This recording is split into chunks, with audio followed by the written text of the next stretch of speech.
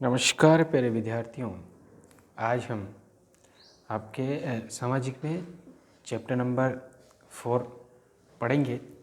उसमें हम औद्योगिक क्रांति को पढ़ चुके हैं और औद्योगिक क्रांति इंग्लैंड में आरंभ हुई, क्यों हुई, इसके कारण हम पिछली कक्षा में पिछले वीडियो में पढ़ चुके हैं। आज हम शुरू करेंगे औद्योगिक क्रांति के समय विभिन्न क्षेत्रों में हुए आविष्कार और सुधार। ठीक है, तो सबसे पहले देखते हैं कृषि सुधार। ठीक, औद्योगिक क्रांति के समय सबसे पहले कृषि के क्षेत्र में सुधार हुए। ये माना जाता है कि कृषि के बिना औद्योगिक क्रांति संभव नहीं है। ठीक है, तो ऐसा मानना बिल्कुल सही भी है, क्योंकि कृषि पर कई तरह के उद्योग आधारित हैं। ठीक है, तो इसके क्षेत्र में कई तरह के सुधार हुए।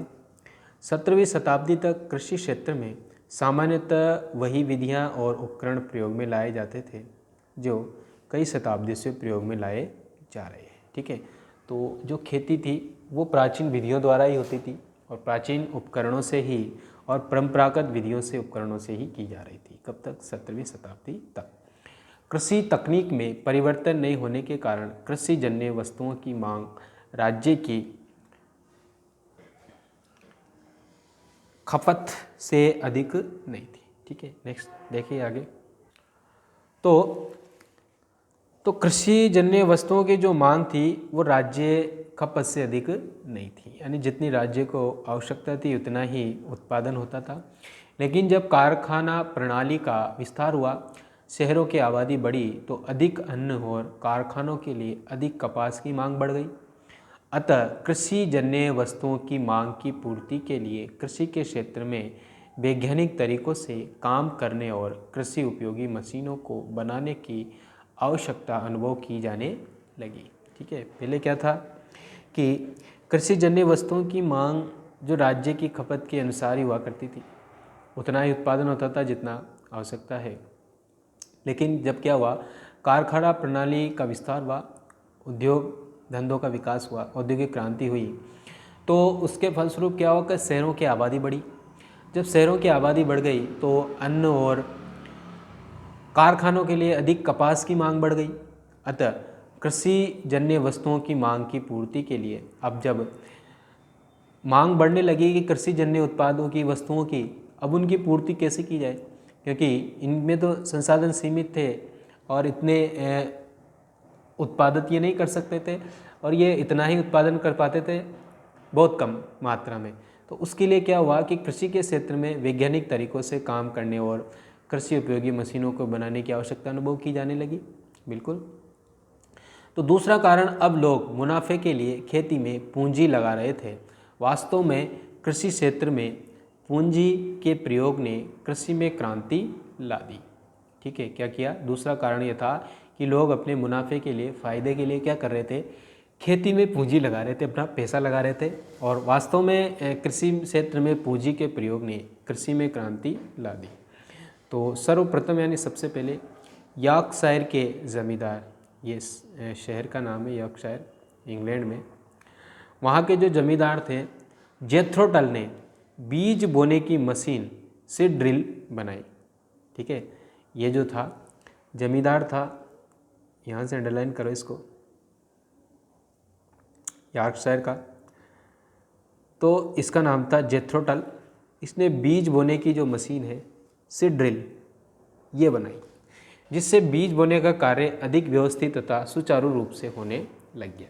ठीक है भाई, बीज बोने की जो मशीन ही आ जाएगी तो बहुत ज़्यादा बीज बोया जाएगा, अधिक क्षेत्र में बोया जाएगा और बहुत अच्छे तरीके से बोया जाएगा। एक अंग्रेज़ ज़मींदार टाउनसेंड ने फसल चक्र का सिद्धांत दिया, जिसमें फसलों को अदल बदल कर बोने से भूमि की उर्वरा शक्ति बनाए रखी जा सकती थी। अब परती छोड़ने की आवश्यकता नहीं थी। अब जो भूमि परती समझते हो, मतलब जहाँ पर कोई खेती नहीं होती है, तो बंजर या परत भूमि छोड़ने की अब आवश्यकता नहीं थी। सब जगह अब खेती की जाने लगी।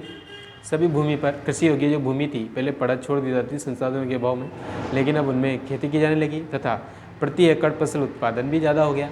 1770 ईस्वी के आसपास रॉबर्ट बेल ने कृषि के साथ साथ पशुपालन को भी एक लाभदायक व्यवसाय बना दिया।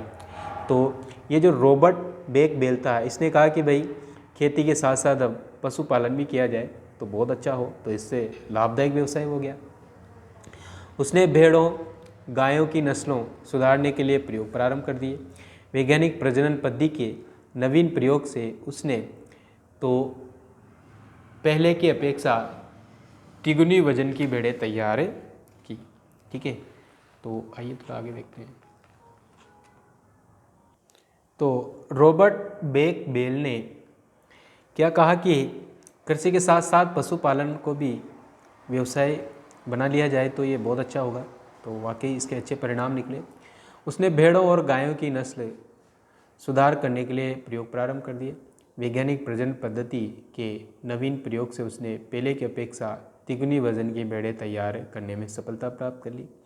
और 1793 ईस्वी में अमेरिकी निवासी हिटन ने अनाज को भूसे से अलग करने की मशीन बना दी तथा 1834 में साइरस के एच मैककॉर्मिक ने फसल काटने वाली मशीन का आविष्कार किया।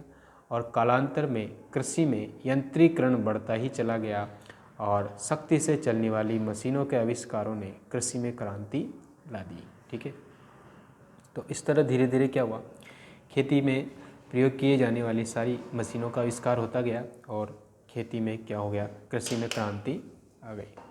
ठीक है, अगला जो हमारा टॉपिक है वो है वस्त्र उद्योग में नए आविष्कार। ठीक है, ये अभी हमने बात की किसकी, कि किस तरह से कृषि उद्योग में, कृषि क्षेत्र में क्रांतिकारी परिवर्तन हुए, आविष्कार हुए कई तरह के और उसकी उत्पादकता बढ़ गई। अब हम बात करेंगे वस्त्र उद्योग में नए आविष्कार।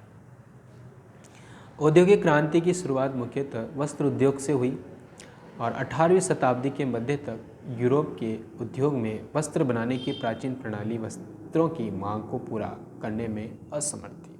देखो बहुत बड़ा कारण ये था। देखो, तो औद्योगिक क्रांति की जब शुरुआत होती है उस समय वस्त्र उद्योग से हुई थी।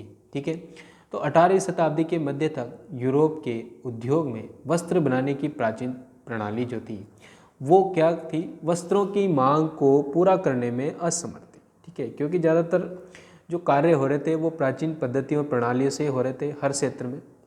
तो यहाँ भी वही हाल था जैसे कृषि में था। और यहाँ पे जो औद्योगिक क्रांति की शुरुआत है वो मुख्यतः वस्त्र उद्योग से ही मानी जाती है। लेकिन इसमें जो कार्य किए जा रहे थे पुराने परंपरागत तरीक़ों से वस्त्र निर्माण हो रहा था, तो ये क्या था कि मांग को पूरा करने में असमर्थ था। उसके बाद देखो, इंग्लैंड में पहले सूती वस्त्र भारत से आयात किए जाते थे। इंग्लैंड में पहले जो था सूती वस्त्र भारत से खरीदते थे। ठीक है, लेकिन जब ईस्ट इंडिया कंपनी का राजनीतिक नियंत्रण भारत पर हो गया तब इंग्लैंड ने कपड़े के साथ साथ कपास का आयात करना भी प्रारंभ कर दिया। यानी कपास क्या है, कच्चा माल था। ठीक है, तो इसको भी ये भारत से खरीदने लग गए और यूरोप में बढ़ती कपड़ों की मांग को पूरा करने के लिए इस क्षेत्र में नवी आविष्कार हुए। 1733 में जॉन के द्वारा फ्लाइंग शटल लूम की खोज की गई, जिसकी सहायता से कम समय में अधिक चौड़ा कपड़ा बनाना संभव हो गया था। ठीक है, क्या बनाया था उसने, 1773 में, अंडरलाइन करेंगे, जॉन के नाम था उसका। इसने बनाया था फ्लाइंग शटल लूम, इंग्लिश में ये लिख रहा है ऐसे। तो इसकी सहायता से कम समय में अधिक चौड़ा कपड़ा बनाना संभव था। जेम्स हरग्रीव्स ने 1765 में कताई की मशीनें, स्पिनिंग जेनी जो होती है, उसका आविष्कार किया, जिससे एक व्यक्ति, आगे देखते हैं, तो इस कताई मशीन में एक व्यक्ति एक साथ कई धागे काट सकता था। और 1769 में रिचर्ड आर्कराइट ने वाटर फ्रेम, ठीक है, इसका आविष्कार किया, जिससे पहले की अपेक्षा मजबूत धागा बनाया जाने लगा। जिससे क्या हुआ, पहले की अपेक्षा मजबूत धागा बन गया।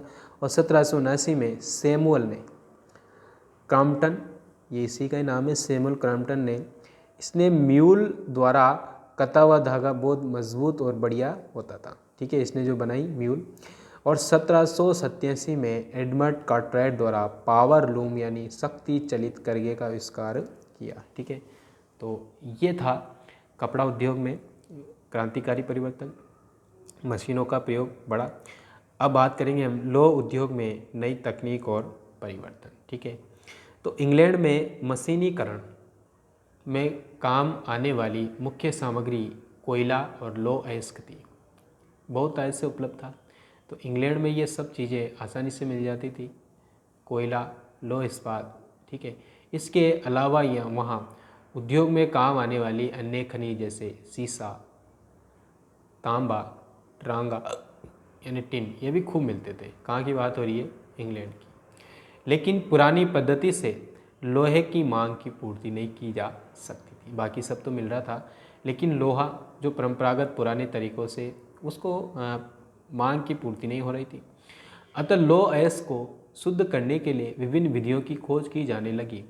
तो इसमें 1709 में अब्राहम डर्बी द्वारा धमन भट्टी का आविष्कार किया गया, जिसमें सर्वप्रथम कोक, पत्थर का कोयला का प्रयोग किया जाता था, जिससे लौह अयस्क को पिघलाने और साफ करने का कार्य सुगम हो जाता था। सुगम कहते हैं आसान को।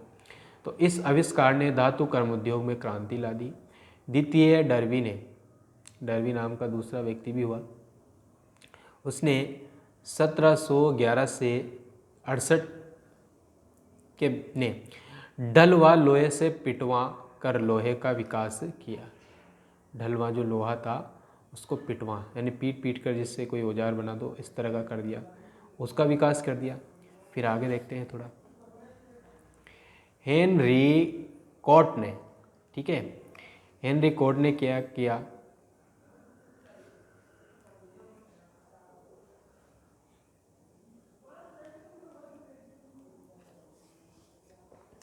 यहाँ पर जो है हेनरी कोट ने, इसका समय है 1740 से 1823 तक, ने आलोडन भट्टी, जिससे पिघले लोहे में से अशुद्धि को दूर किया जा सकता था। जो लोहा पिघलाया जाता था, ठीक है, लोहे क्या अयस्क के रूप में निकलता है, उसको शुद्ध किया जाता है भट्टियों में तपा करके, पिघला करके, फिर एक अच्छा लोहा तैयार किया जाता है उससे। तो इसने क्या किया? उस पिघले लोहे में से अशुद्धि को दूर करने की ऐसी मशीन बना दी, जो पिघला हुआ लोहा जो होता है उससे अशुद्धियाँ बाहर निकल जाती।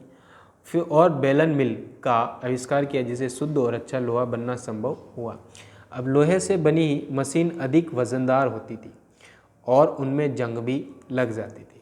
ठीक है, लोहा में जाहिर सी बात है जंग लगता था और बहुत भारी भी होती है।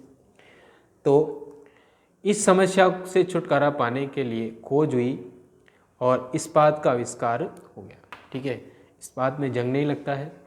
इस्पात बनाने में लोहे में कुछ मात्रा में, इस्पात क्यों कैसे बनता है?